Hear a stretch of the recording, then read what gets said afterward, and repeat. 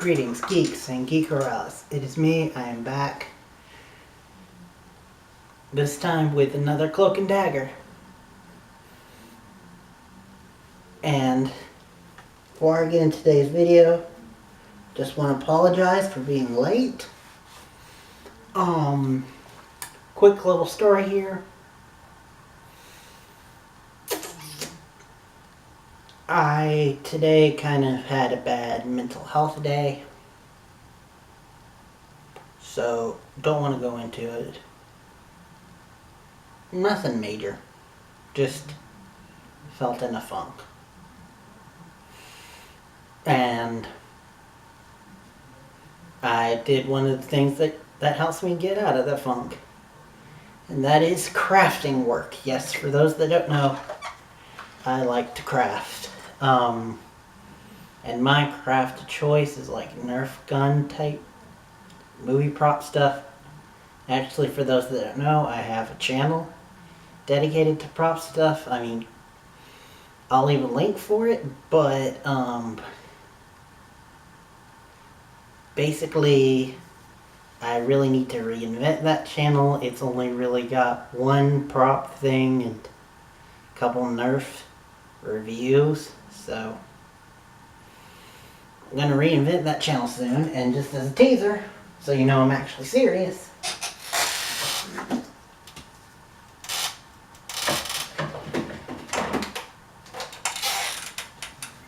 Nerf Magnus I made into a little futuristic thing, but it still needs a few touches up. It still needs some touching up, so when it does, I will make a video about it. And then turn the cap gun into like a Firefly type thing, which I will make a video on it once I get off my lazy butt. Anywho, that's not why we're here. We're here about Cloak and Dagger. So let's talk Cloak and Dagger. This is going to be hard to talk about. Jesus, Just, why don't you stay up? Oh well, just stay down, why don't you? Anywho, this is going to be hard, not for the same reason that it was hard last week. Last week I was doing 2 episodes plus. The episodes were oddly structured, and they still kind of keep that structure this time, but they stay with each character longer until they actually both show up in a scene, a couple scenes together. And without any further ado, let's actually get into it. But if you haven't seen it, I am going to go into spoilers, so go watch it and come back. I am really enjoying this show, so I really suggest you do. And let's actually get into it. Okay, so we pick up where we left off, where Ty accidentally shoots Tandy. Shoots at Tandy, making her crash her car.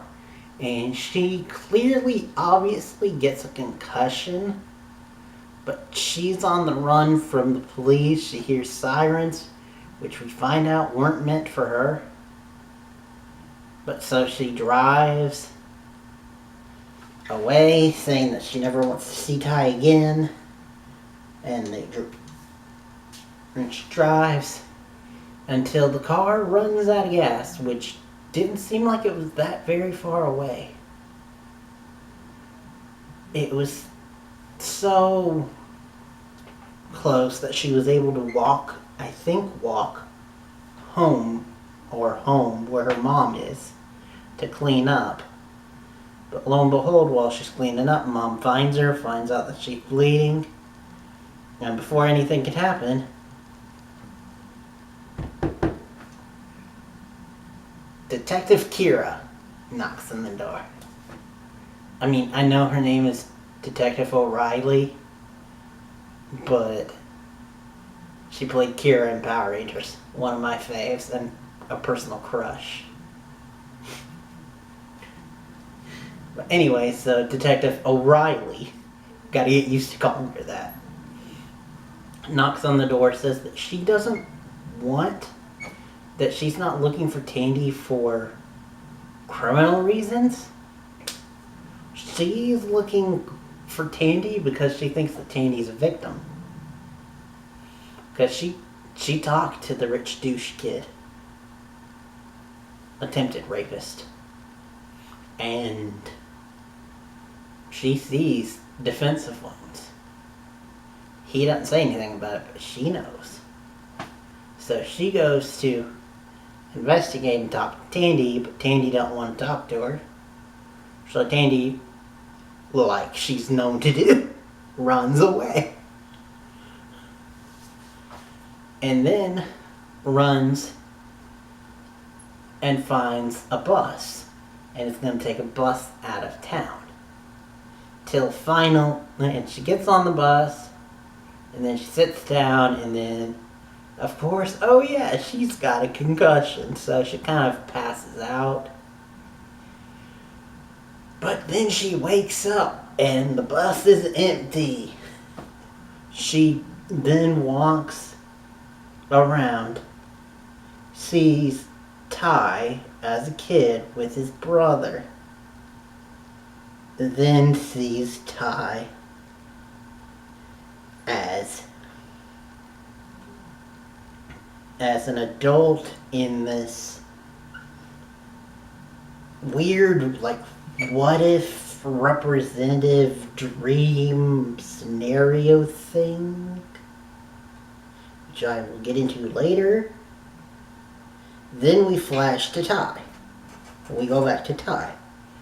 Ty, after seeing all of the stuff with Tandy, hides from the cop because he's like, oh shit, young black kid with a gun, cop's gonna kill me. So, I shouldn't be laughing, I'm sorry. So, he then goes to school, and he's praying to his brother. And we can clearly see how much the brother's death is still taking a toll on him.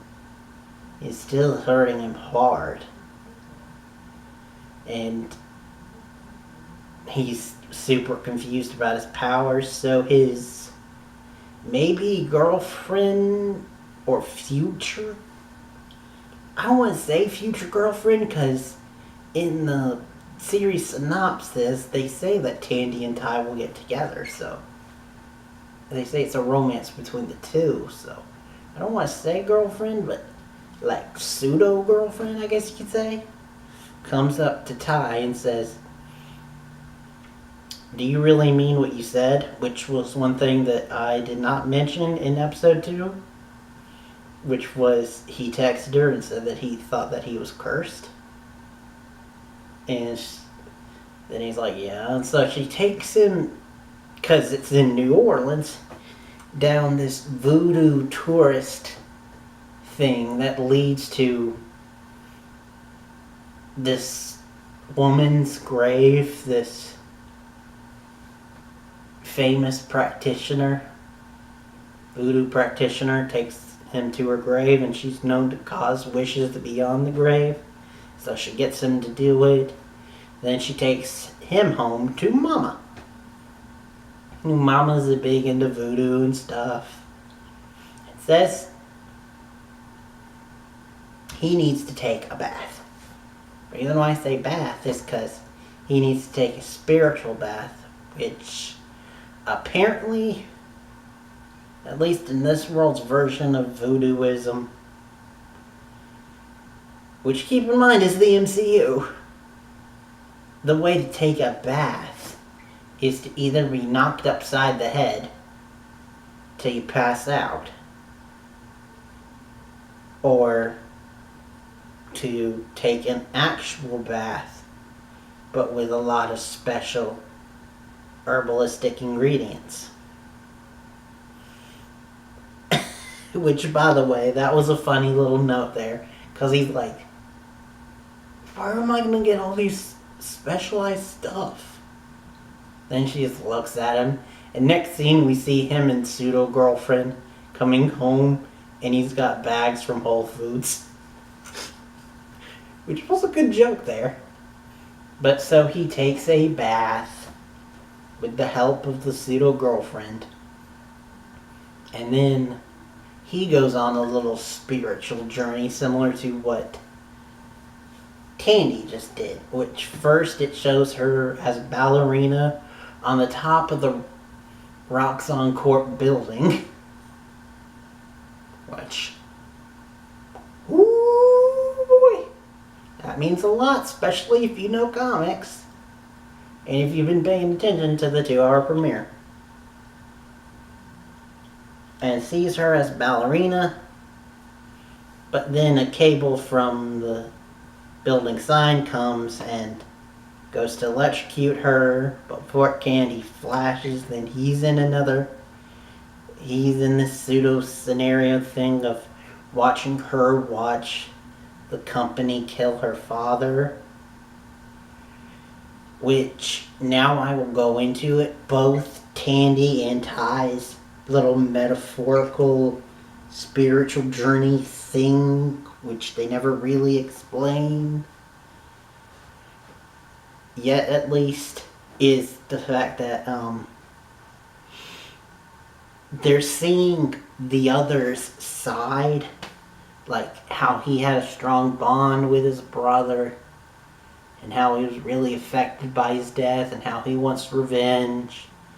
And he sees like her life as a kid was abruptly changed after a horrible incident, and how she's mad about seeing the company kind of metaphorically kill her father, with the fact that that it's not only talking on the phone with the business that he went over the bridge, but it was also that they came in. Another thing I forgot to mention in the premiere, because just so much crap happened, that they took all of his company work and a lot of his like non-company work, claiming that it was company work, and blamed him for the accident, so they kind of killed him. And him seeing that she always runs away from things, and that she feels like she's infected every man that's come into her life. But they don't tell you. They show you all of this through metaphors, which is really well done. And they don't come out and explicitly say it. I mean, they do say at one point they have Tandy yelling at Ty saying that he needs to not do this and he needs to go a different route, but they leave the brother stuff and like what actually it means with the cop stuff up to your interpretation and let you think it yourself, which is very intellectual. And with the other side, Ty tells her that she needs to stop running and says that she needs to think about things in a different way. Exact same wording that she said to him. But they don't go into like explicitly explaining the father stuff and the ballerina thing and the poisoning every man in her life thing that she feels. Though they do say that when he wakes up, he says that it wasn't his dream. And so basically from after these long, really well done, beautiful, intelligent, thought-provoking, metaphorical, spiritual journey thing, we see Tandy. She actually contacts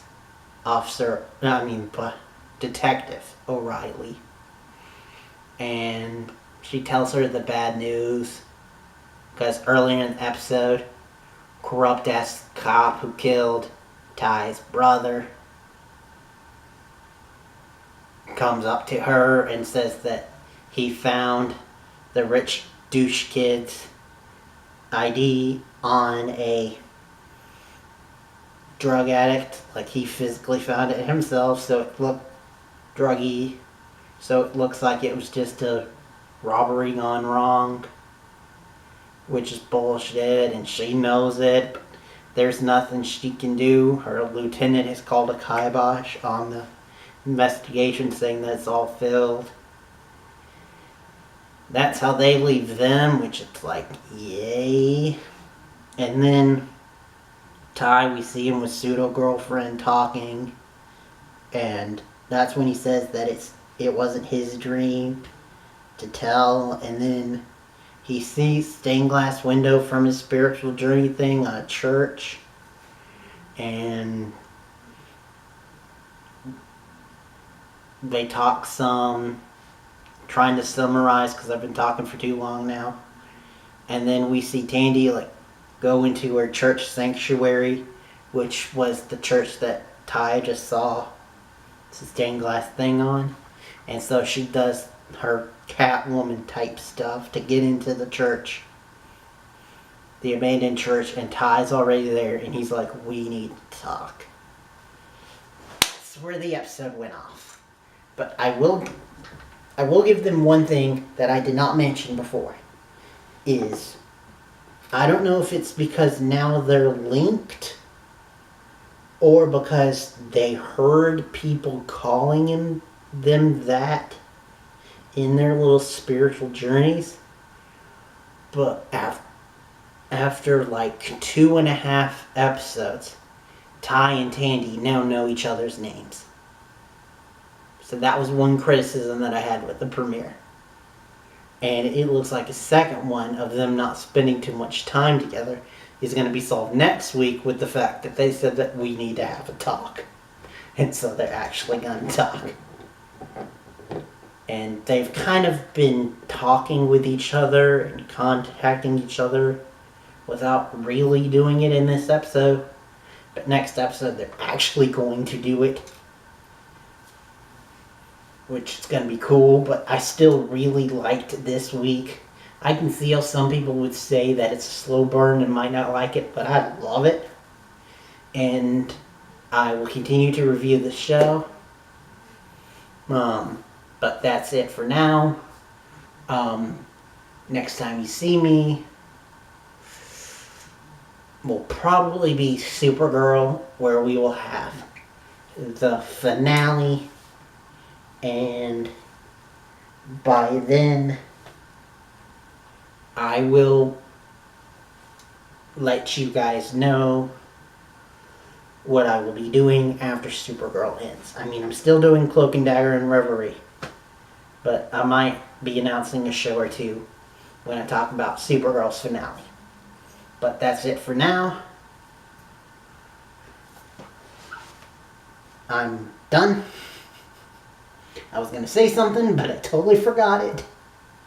So I'm just going to cut it there. Thank you for watching. Hit the like button, subscribe, and let me know what you think in the comments below. Anyway, till next time, and beyond.